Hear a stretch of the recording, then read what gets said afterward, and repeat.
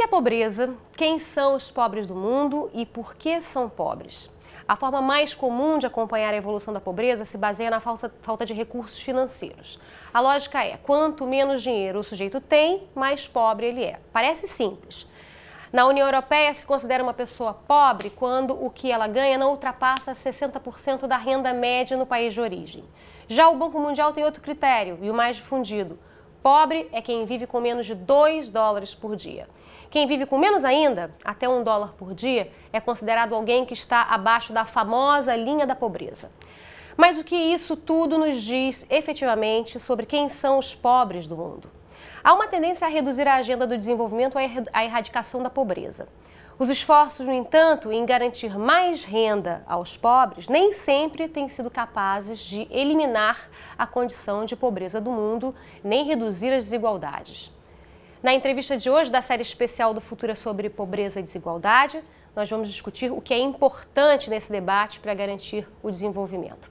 A nossa conversa é com José Eli da Veiga, professor dos programas de pós-graduação do Instituto de Relações Internacionais da USP e do Instituto de Pesquisas Ecológicas. Obrigada, professor, pela presença desde já aqui. Esses índices que dão rosto à pobreza, né, dão a cara, fazem um retrato da pobreza, eles são baseados em critérios de pobreza monetária, né, o que me parece que reduz um pouco aí, ou muito a complexidade do entendimento desse universo.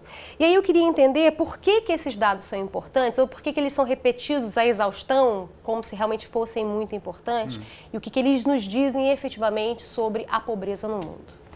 Olha, eu acho que o Brasil, nesse momento, dá um exemplo claro dessa questão. Por quê?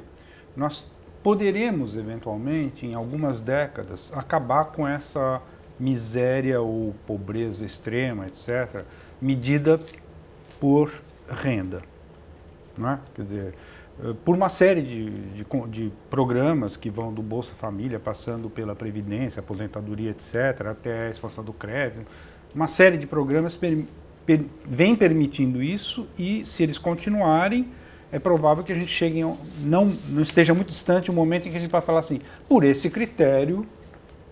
Não temos mais pobres ou a pobreza ou pelo menos não temos pobreza extrema ou não temos miséria. Aí as pessoas jogam um pouco com essas palavras, mas se você me disser depois ao mesmo tempo que uma grande parte dessa população não tem acesso ao esgoto, eu vou começar a achar estranho que a pobreza tenha... Tá certo? Por quê? Porque é o seguinte, muita gente não sabe disso, então é muito importante frisar. Crianças em contato com o esgoto e que, portanto, têm diarreia no início da sua infância, ficam com o cérebro prejudicado para o resto da vida. Deixa eu explicar isso por quê. Porque é o seguinte, é que durante o nosso crescimento, a energia que a gente precisa, as calorias que a gente consome, etc., essa energia, elas vai mudando a importância que tem o desenvolvimento do cérebro nisso. Nos primeiros 5 anos de vida, quase toda a energia que você tem, quase a maior parte da energia, ela vai para o desenvolvimento cerebral. Então, quando fizeram muita discussão durante muito tempo sobre o negócio de QI, por que o QI numa região é diferente da outra, não sei o quê, e agora existe um consenso na área médica de que é absolutamente necessário você evitar que as crianças até 5 anos de idade tenham essas diarreias que prejudicam muito o desenvolvimento cerebral. Que são muitas vezes decorrentes em lugares de condição de pobreza extrema ao contato com o esgoto numa situação de falta de saneamento básico, né? Então, esse é um indicador importante. Mas o que eu quero ressaltar aqui é o seguinte, é que veja bem a situação. Um país faz um tremendo de um esforço, inclusive para melhorar a educação, você tem que pôr as crianças na escola, depois você tem que dar uma educação de qualidade, etc. Mas se a criança foi prejudicada no seu desenvolvimento cerebral antes dos seus 5 anos de idade, todo esse esforço vai ser... reduzido ou minimizado de alguma forma. Então nós vamos definir que a linha de pobreza é X. Mas eu posso pegar uma família que esteja com a mesma renda que essa, e se numa você tem uma pessoa doente grave, A situação é completamente diferente. E o quanto que o fator ambiental ele é importante na medição da pobreza? Bom, quando eu citei o saneamento... A questão do saneamento básico está incluído. Não é o único, porque aí depende muito das situações que você considera. Nas populações muito pobres, que têm uma ligação muito forte, direta, com recursos naturais, a escassez de um recurso natural ou a falta de acesso dessas populações a esse recurso natural, evidentemente é um fator de pobreza. Acho que o caso mais escandaloso, em termos mundiais, vai ser o acesso à água potável, que está cada vez menor. Então tem muitas populações que poderiam ser consideradas pobres pelo simples fato de que elas já não têm mais condições de ter acesso à água potável. Mas essa dimensão ambiental, ela é contabilizada, vamos dizer assim, ou ela é admitida quando se faz os cálculos da medição da pobreza? Não, existe um programa da ONU, que é o PNUD, que é o Programa para o Desenvolvimento, e o PNUMA, que é o Programa do... Os dois juntos e fizeram um programa com essa finalidade. E chegaram a chamar até deram esse título, pobreza ambiental, etc. Mas não me parece que essa cooperação entre os dois programas tenha progredido muito.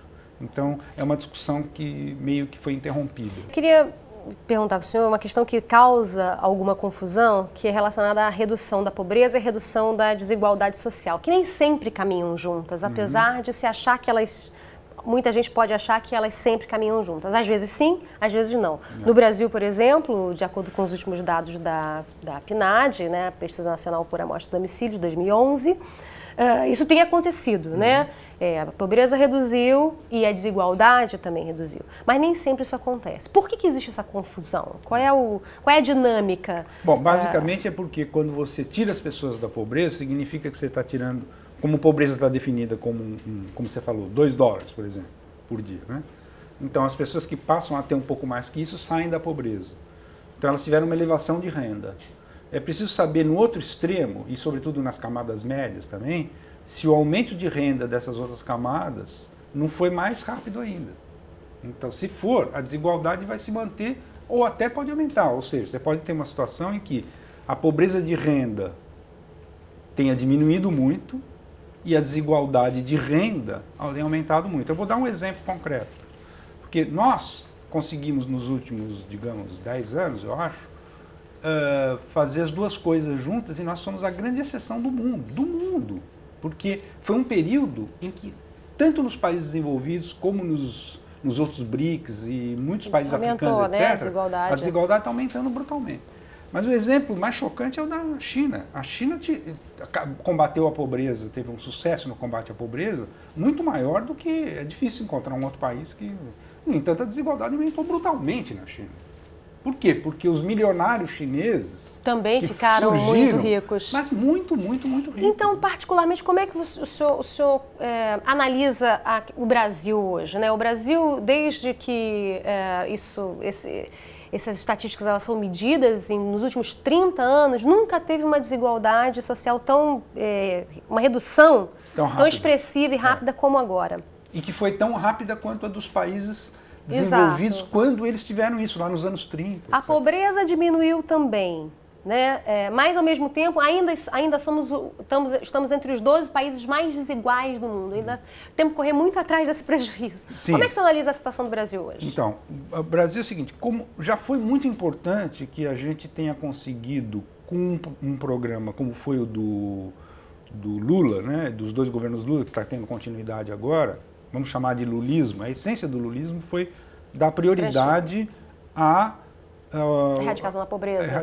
Isto é, eu prefiro uma outra expressão, uma opção preferencial por melhorar a condição de vida de camadas miseráveis, extremamente concentradas no Nordeste.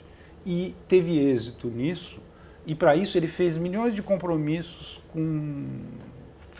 acho que, como se pudesse dizer assim, faz um pacto com o diabo desde que essa questão seja resolvida. Então, muitas das coisas complexas que ocorreram nos dois governos do Lula, eu acho que precisam ser entendidas assim. É o seguinte, ele tentou evitar qualquer tipo de conflito com setores dominantes da economia em nome de conseguir fazer isso. E fez, e os resultados eleitorais confirmaram, inclusive na eleição do atual governo. Da sucessora. A Dilma teve uma votação ainda maior do que o Lula no Nordeste em 2010. Eu acho que isso tem que continuar, vai continuar, seja qual for a reviravolta eleitoral que tenha. Mude o governo, mude a coalizão, etc. Essa agenda de combate à miséria, ela vai continuar. Ela é precária enquanto ela não abarcar também isso com muita clareza. A população brasileira devia saber que acabar com essa desigualdade absurda na questão do saneamento básico é tão ou mais importante do que resolver um problema pura e simplesmente de renda.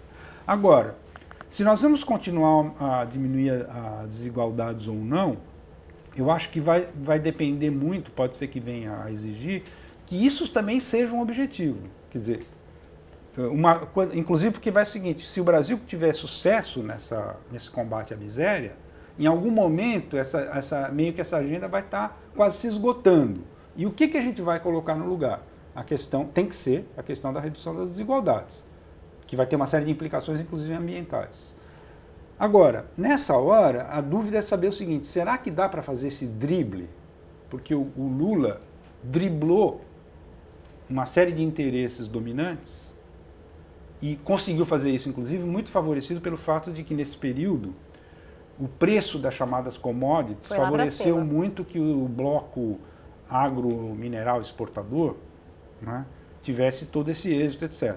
Então, é preciso saber se vai continuar a ser assim, se nós vamos ter êxito em outras áreas, mas, de qualquer forma, é o seguinte, a economia tem que estar indo bem para que esses objetivos continuem a ser.